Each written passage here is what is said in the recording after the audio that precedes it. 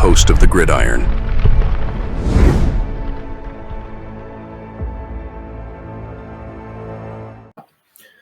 So the Giants have about $43 million in cap space. Now it's going to be interesting to see, because like if the Giants go out and say they go out and they get, if right, they go out and get themselves one big splash, right, of in free agency. Now I can't remember the guy's name because once again I'm a freaking idiot, but he's a guard from the Chiefs.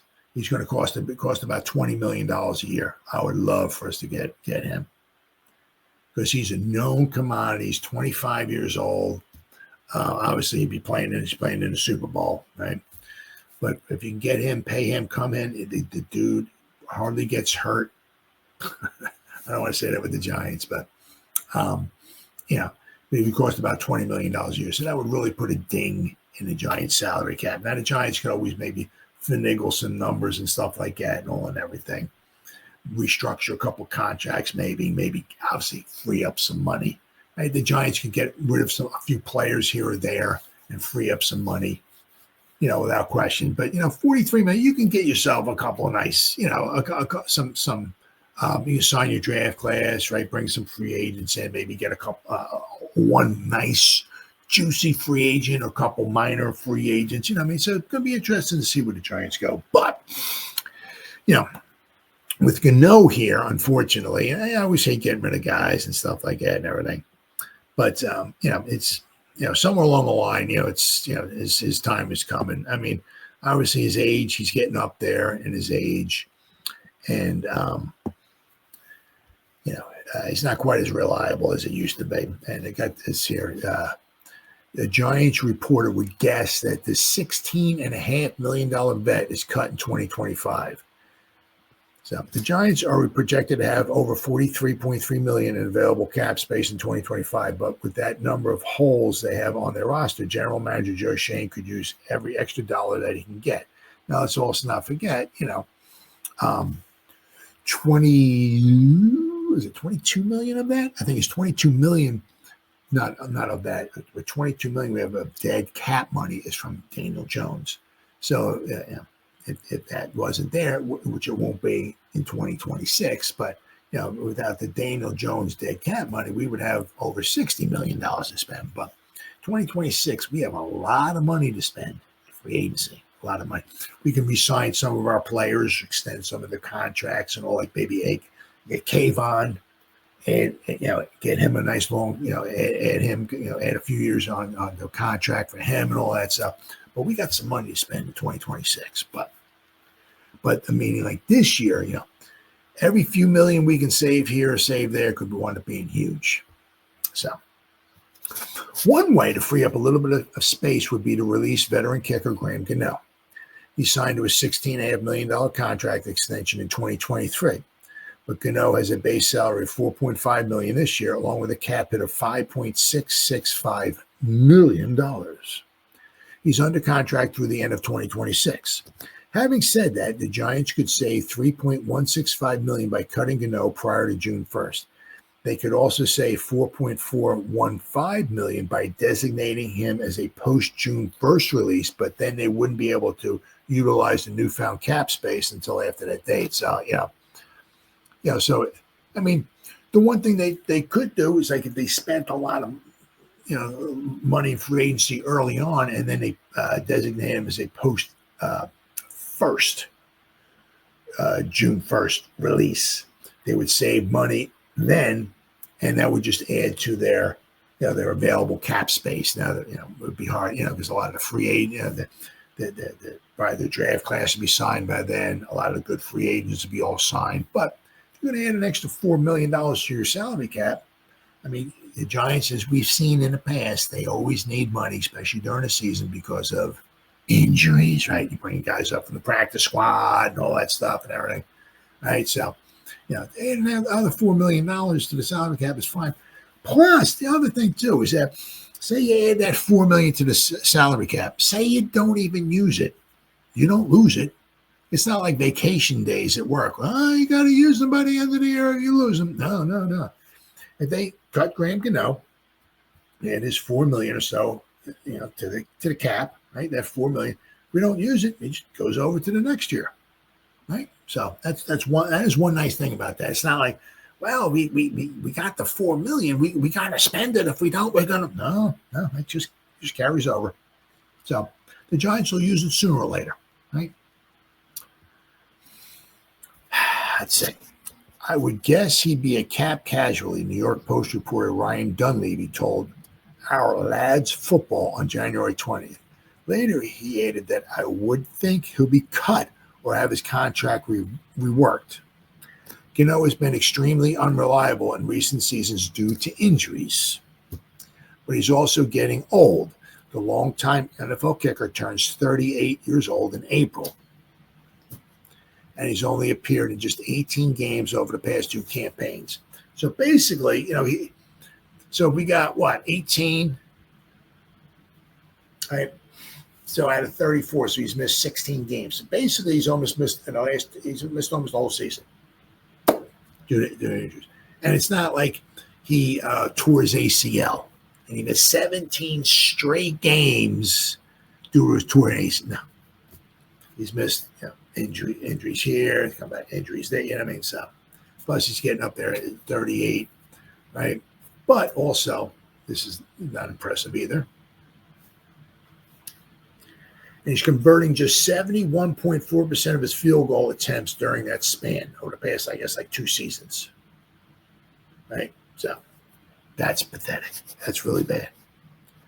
Let's not forget, in 2022, he was Mr. Automatic. But once he got injured, right? 2023. Right? There was a time when Gano represented a strength of the Giants roster, but those days appear to be over. The kicking game has been a disaster for head coach Brian Daboll in 2023 and 2024, and Big Blue must correct this issue if they hope to turn things around in 2025. Bleacher Report lists Graham Gano as most likely Giants cap casualty. Bleacher Report writer Alex Ballantyne agreed with Dunleavy's assessment of Gano, naming him as the Giants' most likely cap casualty on January 20th. Graham Gano was the highest paid kicker in the league in 2024, and he's set to be the 5th highest paid in 2025. Ballantyne noted, that seems like a bit much for a team that has bigger needs across the roster. Gano is 38 years old and has dealt with injuries over the past 2 seasons, the analyst went on. Given his age and the fact that the Giants can clear approximately $3.2 million of his cap by releasing him before June 1st, he could be a cap casualty.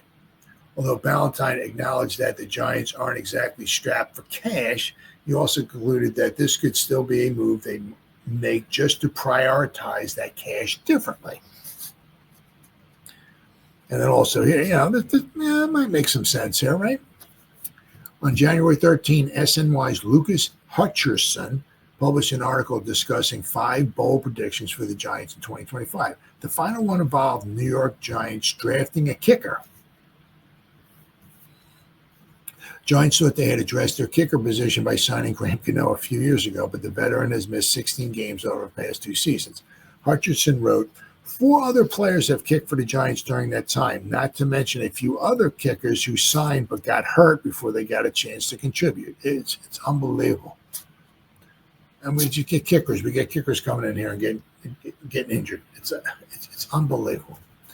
New York could address this position once and for all by drafting a top collegiate kicker, the SNY contributor continued, adding that Florida State's Ryan Fitzgerald recently declared for the draft and is considered by many experts to be the top kicking prospect available.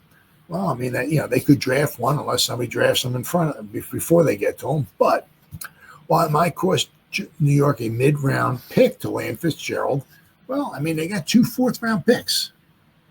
Because we got a compensatory pick. So if you want to draft, it's might be a bit of a little bit odd or whatever, but you spend a 4th-round pick on a kicker. I mean, if he's got the leg and if he's got the accuracy and all that and everything, if he can be your kicker for the next 10 years, why not? Right? So I mean, that would be the one, think about it, especially if he has the leg, because Graham Gano's his leg's not quite what it used to be, right? Strength-wise. Yeah. Right. While it might cost a giant first-round pick, it could be a worthwhile investment, especially if it eradicates a problem that has affected them for the past few seasons, Hutcherson concluded, and the pick prevents them from having to worry about this position again for several years. The Giants do draft a kicker in 2025. They'll surely cut Gano in a corresponding move either before or after June 1st. So, I mean, once again, if they cut Gano after June 1st, they'll save, I think it's $4 million. If they cut it before June 1st, it would be $3 million, right? But so the thing is that although Gano has been, 2022, you send him out there for a 54-yard field goal, you just get up, you go to the bathroom, make yourself a sandwich, come back, have some coffee, whatever, sit down. You know that it's 3 points in the bag, baby. You don't have to worry. Is he gonna make it? Oh my God, is he gonna miss? There's money in the bag, baby. Man, was unbelievable. But the past 2 seasons, injuries, right? 71%. I mean, he missed that one field goal against the Jets that would have won us that game 2 years ago. So it was a short 30-something yard field goal because he was injured. That's why, But the nice thing about seeing you're paying Gano a lot of money. If you draft a kicker in the 4th round, it's going to cost you, $800,000, $900,000, right?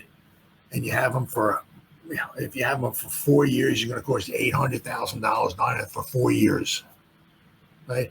If you keep Gano, it's going to cost you $5 million, $6 million a year for however long. So I said the same thing is with, if you draft the kicker, especially if you draft this one, the guy they're talking about from Florida State, just saying, right? If he's all that good, I mean, you have your kicker for possibly for years and cheaply, right? And that's one less thing you got to worry about, right? Because you got yourself a kicker, right? So, and of course, you can always keep somebody on the practice squad, or if this guy gets injured or something like that, you can always bring somebody in off the street or whatever like that. But I'm saying, if you draft somebody, you have somebody young, nice strong leg, and it'd be on the cheap. And if you draft him and if he's actually the real deal, he's your kicker for years. And as I said, that's one less thing you got to worry about.